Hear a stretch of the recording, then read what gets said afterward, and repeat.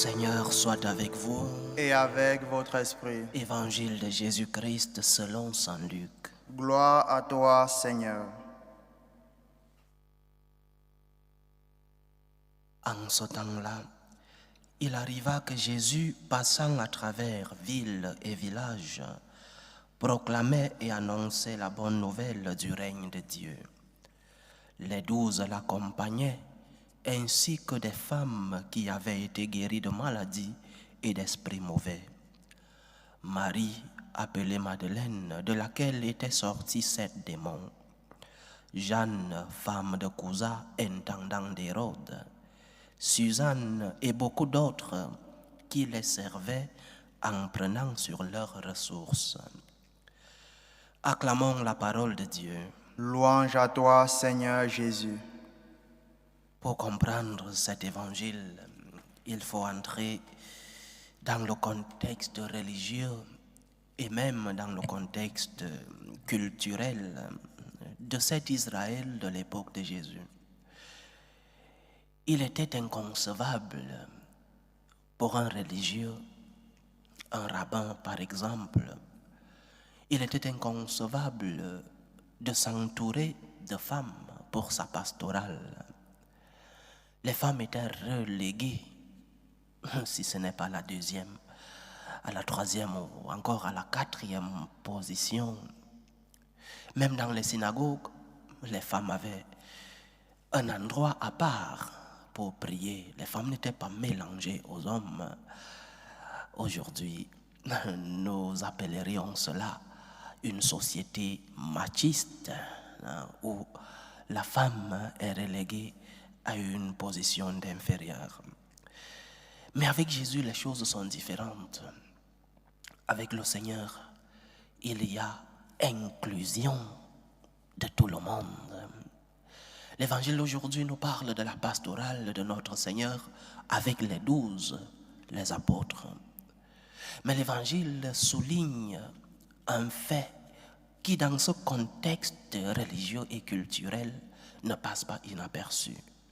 La présence des femmes dans cette pastorale.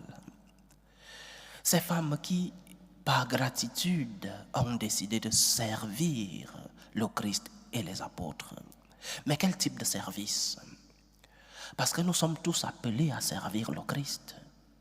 Mais ces femmes, dit l'Évangile, servaient le Christ en prenant sur leurs ressources. J'imagine que c'était des femmes riches ou des femmes mariées à des hommes riches. Et Jeanne, qu'on appelle dans cet évangile, elle femme de Cousa, qui lui est intendant d'Hérode, donc de la haute classe sociale. Elle servait le Christ en prenant sur leurs ressources. Le service. Il y a un débat qui ne meurt pas dans notre Église, le débat sur le sacerdoce féminin. Pourquoi les femmes ne peuvent-elles pas accéder au sacerdoce? Il y a de grandes femmes, de grandes religieuses et des théologiennes qui sont pour le sacerdoce féminin. Pourquoi les femmes ne peuvent-elles pas accéder? Mais la question qui se cache, c'est une mauvaise conception du sacerdoce. La question cache en elle-même une vision fonctionnariste du sacerdoce. Le prêtre, non pas comme un ministre, c'est-à-dire un serviteur, mais comme un fonctionnaire et donc pouvoir et non service. Si nous chrétiens, nous voyons le sacerdoce comme pouvoir, alors le débat continuera. Il continuera d'être alimenté. Le courant féministe dans l'Église continuera à demander le sacerdoce féminin. Mais si nous voyons le sacerdoce ministériel, le prêtre comme un service, alors chacun de nous servira le Seigneur selon la volonté du Christ et selon la norme de l'Église. Et la volonté du Christ a été de choisir d'abord les 12, les apôtres.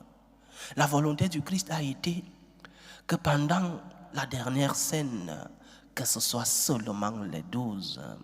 L'institution de l'Eucharistie a eu lieu seulement avec les 12. Bon, à ce moment-là, les 11, vu que Judas n'était plus là. Donc, le service. Nous sommes tous appelés à servir le Christ. Sachons donc découvrir quels sont les charismes, quels sont les dons que le Seigneur nous a faits et mettons ces dons au service du même Seigneur. Que Dieu nous donne la grâce de mettre à son service ce que nous avons reçu de lui. Le sacerdoce ministériel est un service. Et en le disant, je suis en train de me prêcher moi-même, mais aussi je suis en train de prêcher. Je sais que beaucoup de prêtres m'écoutent à travers ce canal, beaucoup m'écrivent. En le disant, je prêche pour nous, prêtres. Le sacerdoce ministériel est un service. Tu n'es pas un fonctionnaire d'une grande ONG qu'on appelle l'Église. Tu n'es pas un fonctionnaire d'une grande association internationale des prêtres. Tu es un serviteur du Christ. Un serviteur dans le ministère. Un serviteur, pas un fonctionnaire. Si nous changeons la dimension spirituelle du sacerdoce ministériel, alors tout le monde aura le droit de demander et d'alimenter le débat sur le sacerdoce féminin. Mais si nous voyons cette responsabilité comme un service, alors chacun de nous, comme membre de ce corps mystique de notre Seigneur qu'est l'Église, chacun de nous, prêtres ou laïcs, saura servir le Seigneur selon les dons reçus et selon les qualités. Mets au service du Seigneur les dons que tu as reçus. Ces femmes qui suivaient le Seigneur servaient le Christ et ses apôtres en prenant sur leurs ressources, c'est-à-dire qu'elles accompagnaient le Christ économiquement, financièrement, par leurs biens. Le service. Nous avons tous reçu des dons du Seigneur, des qualités de notre Dieu. Nous avons tous des charismes personnels. Et le plus important, c'est de les découvrir et de les mettre au service du Seigneur. Mets tes dons au service de la proclamation de l'Évangile. Mets tes dons au service de la proclamation du règne. Mets tes ressources, tes biens au service de l'évangélisation. Collabore pour l'annonce du royaume, pour que ce royaume soit une effectivité dans le monde. Que le Seigneur nous fasse découvrir nos charismes, qu'il nous fasse découvrir le service que nous devons lui donner, que le Seigneur nous fasse servir son Église, ses apôtres, que le Seigneur nous fasse servir les apôtres de son Église avec nos biens, avec nos ressources, avec les dons que lui-même nous a fait. Après une grâce, vient une action de grâce, mais une action de grâce comme ces femmes qui ont reçu, dit l'Évangile, des guérisons des maladies et d'esprits mauvais. Elles se sont mises au service du Seigneur par des œuvres en prenant sur leurs ressources. Après une grâce, vient une action de grâce. Tu as reçu tant de grâce, tant de dons, tant de ressources. Mets tes biens au service du Seigneur. Mais cela ne veut pas dire que le Seigneur te demande tout ce que tu as et d'abandonner ta famille. Cela ne veut pas dire que tu dois vider ton compte bancaire et laisser tes enfants mourir de faim. Cela veut dire que à César, ce qui est à César, et à Dieu, ce qui est à Dieu. Et nous avons tant de choses à donner à Dieu. Pas seulement nos biens matériels, mais aussi nos qualités, mais aussi nos dons, nos ressources intellectuelles, spirituelles. Tant de choses dans nos vies à mettre au service du Seigneur. Il faut les découvrir.